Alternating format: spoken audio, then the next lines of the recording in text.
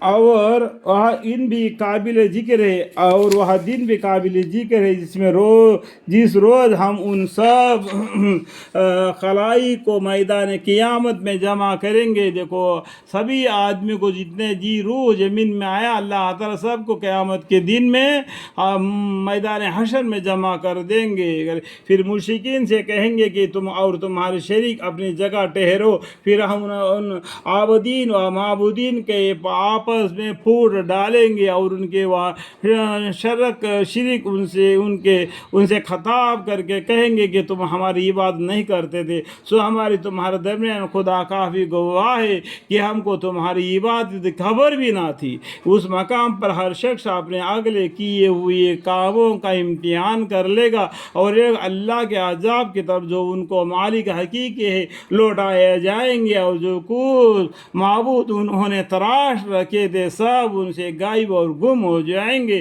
کوئی بھی تو کام نہ آئے گا۔ آپ ان مشرکین سے کہے گی بتلاؤ وہ کون ہے جو تمہارا آسمان اور زمین میں رزق پہنچاتا ہے؟ تو اللہ ہی پہنچاتا ہے نا۔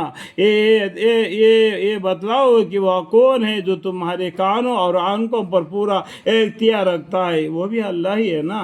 اور وہ کون ہے جو جاندار چیز کو بے جان چیز سے نکالتا ہے اور بے جان چیز کو جاندار چیز سے نکالتا ہے؟ اللہ ہے۔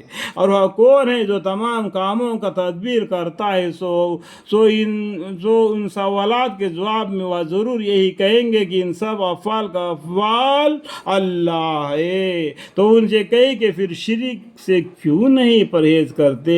سو یہ ہے اللہ جو تمہارا رب حقیقی ہے۔ اور جب امر حق ثابت ہوا، پھر امر حق کے بعد اور کیا رہ گیا جو بجز گمراہی کے؟ پھر حق کو چھوڑ کر کہاں باطل کی طرف پھیرے جاتے ہو؟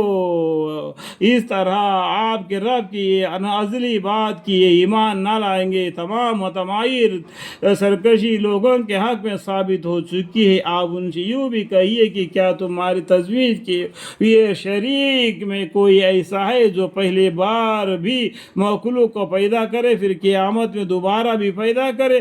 آپ کہہ دیجیے کہ اللہ ہی پہلی بار بھی پیدا کرتا ہے پھر وہی دوبارہ بھی پیدا کرے گا۔ یہ اللہ کے آسان ہے، اللہ ہی کرتا ہے۔ یہ جو جھوٹے معبودوں کو تراش کر رکھے وہ کچھ بھی نہیں کر سکتے، وہ بھی تمہارے جیسا کہ ایک دن انسان تھے، بھلے برے کام کیے تھے اچھے کام کیے تھے، اس کا مطلب یہ نہیں کہ ان کو خدا کے برابر ٹھہرا لو۔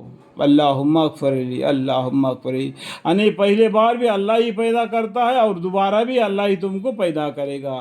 سو پھر تم کہاں حق سے پھیرے جاتے ہو؟ اور آپ ان سے یوں بھی کہیے کہ کیا تمہارے شریک میں کوئی ایسا ہے کہ امر حق کا راستہ بتلاتا ہو؟ اللہم اغفر لی، آپ کہہ دیجیے کہ اللہ ہی امر حق کا راستہ بھی بتلاتا ہے۔ سیدھا راستہ کون بتاتا ہے؟ اللہ تعالیٰ بتلاتے ہیں۔